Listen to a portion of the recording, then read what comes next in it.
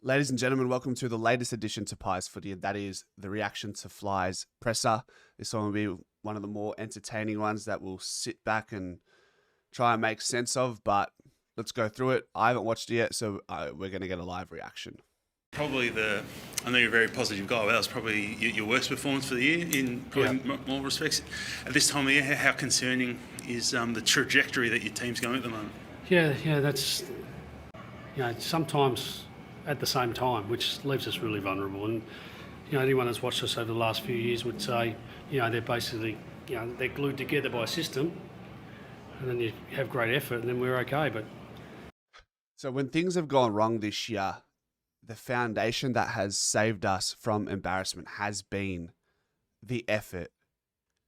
If the system's not standing up, if the contest isn't standing up, if we're getting battered in the middle, there was always that pressure. There was always Bo McCreary to get us up and about. There was always Lockie Schultz, who was there last night and was probably one of the players who could walk out with his head held high. Same with Quaynor, Brazzy, Perryman.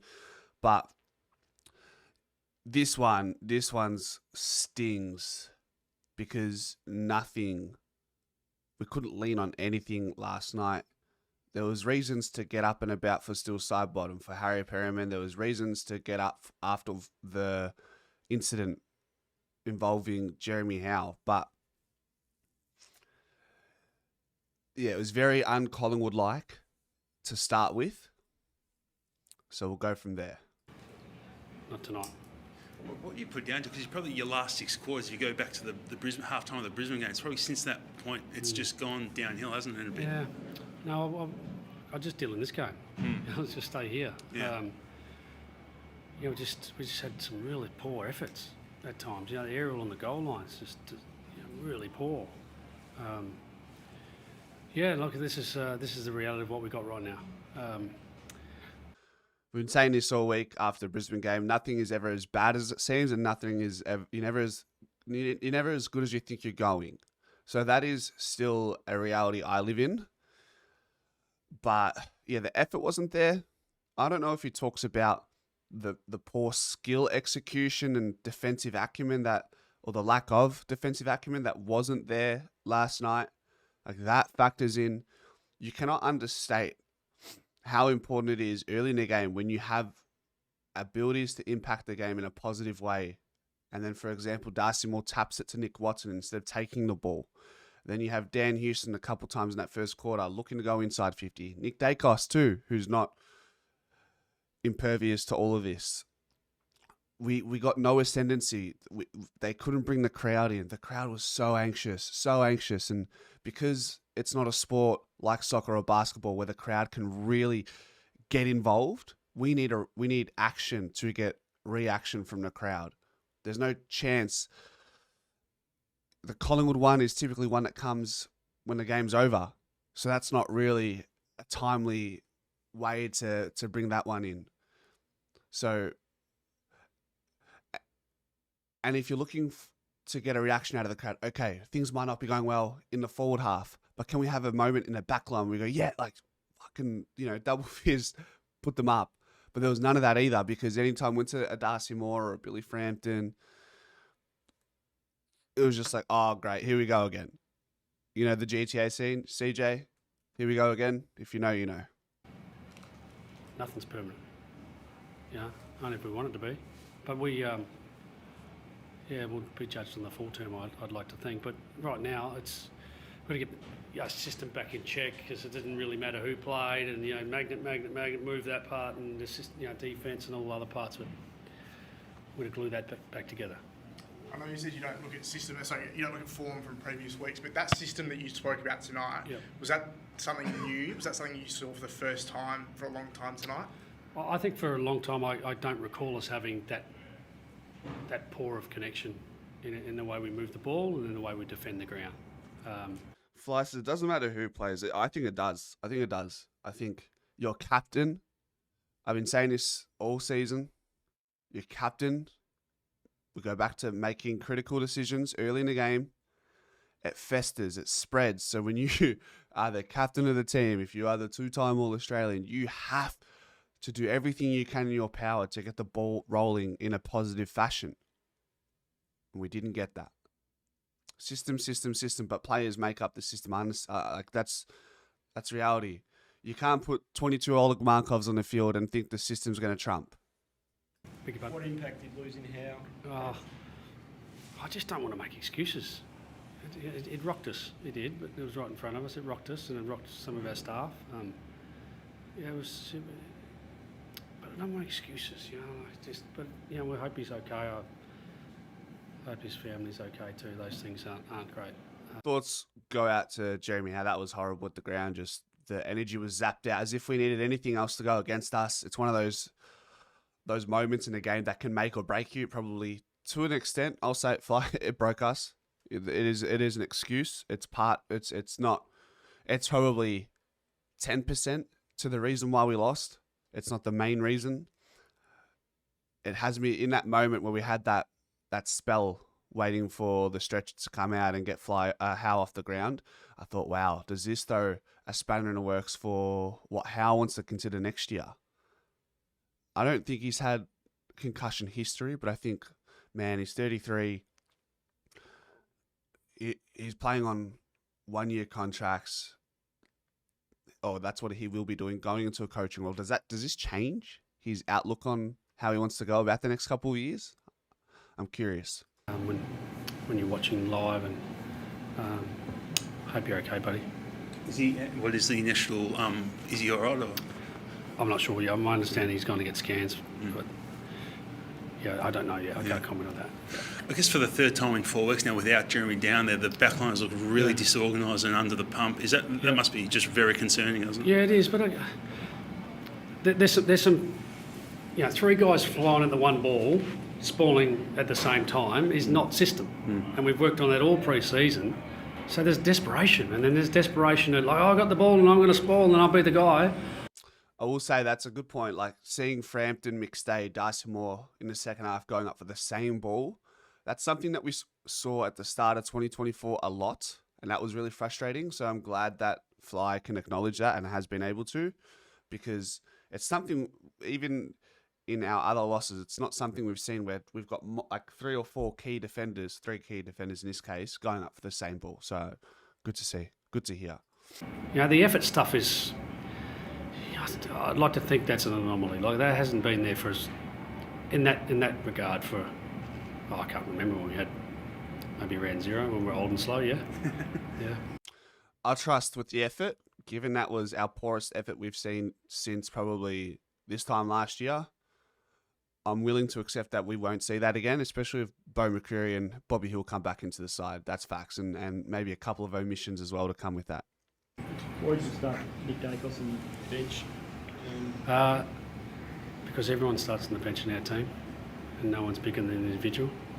And he's one of our leaders, and it's just subtle. It's nothing major at all. Just everyone takes a turn. Josh started on the bench last week, and I think it was a pretty cool thing. Interesting regarding that Nick Dacos conversation. In my opinion, have your best player on the field starting, especially I'm hearing he spent the first 8 minutes on the bench. Is that a subtle way of managing his minutes, given he didn't train this week? I'll let you read into that how you wish. Finding the things that we can turn around quickly. Like I said this before the game, if we didn't review anything, it's just the question I ask the coaches straight away most weeks. If we don't review anything, what's permanent? What's going to be there next week? It's true. When you have such a stinker like you did last night, how much can you possibly review and break down all these moments that just went wrong with Darcy Moore, Dan Houston, Jack Chris trying to break tackles all the time? How much of that is worth reviewing and spending time on? It's like, okay, we trust that these things will get back to the baseline, but let's make sure our effort comes back. Let's make sure structure in the back half is there. Let's make sure we can get some sort of forward half territory and then go from there and then hope that the other things will get right. Obviously, you leaked a lot of marks inside 50 tonight. I think it was 18, and you're obviously up against probably the most ominous forward line next week. Without obviously Jeremy, are you confident the back line can turn things around to a degree? Yeah, well, the game for me was really high transition. It's a danger game against the Hawks, you want to play that for 120 odd minutes, and we didn't connect. Just look, credit to Hawthorn. They have found their game again. They look like a contender now. They moved the ball so well. They just diced us up from end to end. And the reality is, if you got Darcy Moore and Billy Frampton running back to goals, it's going to be a nightmare. They've built their game on, when they've been good this season, their form has been built on sticking to their opposition's back shoulder, set up in the forward half, and just outbodying their opponents. You can't ask Billy Frampton to weave in and out, try follow a Kaushadia or a Mabi or Cho on a leading out while they've come out of transition from the back half Hawthorn, and you also can't expect Billy Frampton running back to goal to stop a Nick Watson or Luke Bruce that time, or Jack Gunston, whoever it may be. So there are when we play a certain way and it's not going our way, it's not our game, it exposes these players because they're not the complete player. But if we play into some of our individuals' games, it makes them look like they are a part of greatness. So we need to find a way to get back to that, because we can't win with our defense looking like that when the ball's coming in at that pace. So there are multiple issues there. Nothing's permanent. I've never believed in form, and I've never believed in confidence, because my next action will be the one that decides if I'm confident or form-wise. So, we coach that hard. But we've got to glue our system back together, and we've got, a full week to do that. And, 100, 9 out of 20, 100-game players, they know how to play their role. So we've got to glue them back together quickly. I don't think I agree with his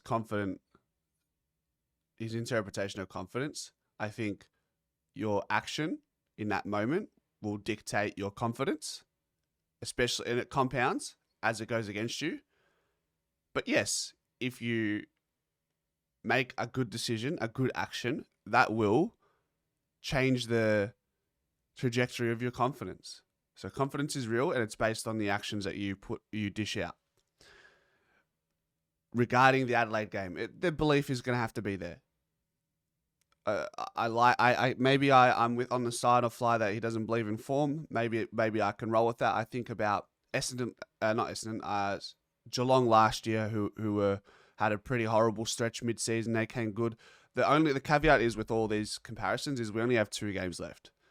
You look at us against in 2023. You can maybe say there's some similarities there, but we are much more healthy at this point of time in 2025 than in 2023. I think Sydney last year, a good example that we can get some sort of hope from. The fact that they lost by 100 points against Port with a few games to go. Then they won their last 3. They could have lost against us, but they got the win. Anyways, point is, we have 2 games to take into the final series. And look, I don't know how it gets done. I don't know how optimistic we're going to be, how much belief there is, but if we can beat Adelaide, it will change the tune to everything. I was saying this about going into the game against Hawthorn. If we just win, things will change. But we're not living in that world right now, are we? We're getting pumped the last 2 weeks.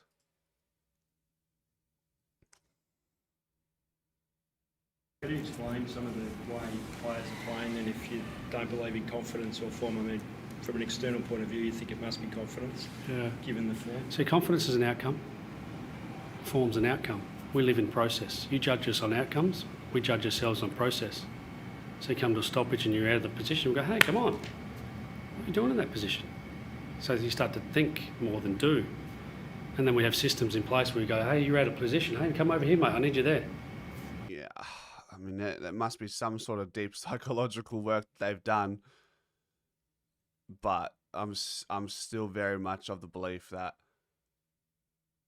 the outcome from the process, the process is making that decision, kicking the ball and turning it over, making a decision to impact the contest with the spoil when you maybe should be marking it. yes, that is the process. He's saying, well, maybe this player should have been positioned better to make that spoil or take that intercept mark rather than that spoil. But at the end of the day, the decision that you make in the process will warrant an outcome of how you're feeling, which is basic psychology 101. You can't ignore the fact that you're going to feel a certain way. Doesn't matter how tough you are, you're going to feel a certain way if you make a mistake and if you make multiple mistakes. Just look at Houston's body language. Look at other players' body language. You can't fake it. That is you wear that. You wear that on your external. So the only way to amend that is, better positioning, but also execution and critical decision making. That's why they get paid big money to be in this team. How much does that, the system you're talking about, but not being that, how much does that relate to, all those many unforced errors that are made by such senior players? Are they linked in a way as well? Oh, I start to ask the same question. Like you see some incredibly experienced guys making unforeseen skill errors, but then again, I think they're overthinking potentially at times. So we've got to get out of their way to allow them to flow. And decisions can be made. Like if I've got a ball in hand and the ground doesn't look like who am I going to kick it to? Then you second guess yourself too. But then not give enough credit to Hawthorn either. Their pressure and their way they play the game. This is a tough game to play. I feel like there were some real rudimental errors from players with ball in hand, with easy options at certain times to hit up, particularly going inside 50 and coming out of our back half. Hawthorn set up the ground well at times, but man, like these players, decision making 101. That's what it comes down to there. What's the overarching message here? Let's not turn on each other. We're going to vent naturally, guys. We're going to vent. This is the cycle. This is what it is, right? We're going to vent today. We vented yesterday. Probably going to be a little bit more upset tomorrow for the weekend. Okay, but at some point we've got to soldier back up, and we got Adelaide on Saturday. What's the alternative? Turn off all your AFL social media, Fox Footy, SEN, Kane Corns, a lot. Don't even bother. They're gonna scrutinize this game to the finest of details. But for us, it seems redundant to even consider because of how bad everything went. Just gonna have to say, pack that one up, grab that DVD and throw it out, and never look at it and never even think about it ever again. And just hope that we can start against Adelaide with some positive actions that will evoke good reactions from the players and get them into the world of confidence where they need to be to have a shot at premiership contention. Thanks for watching, guys, and as always, go Pies.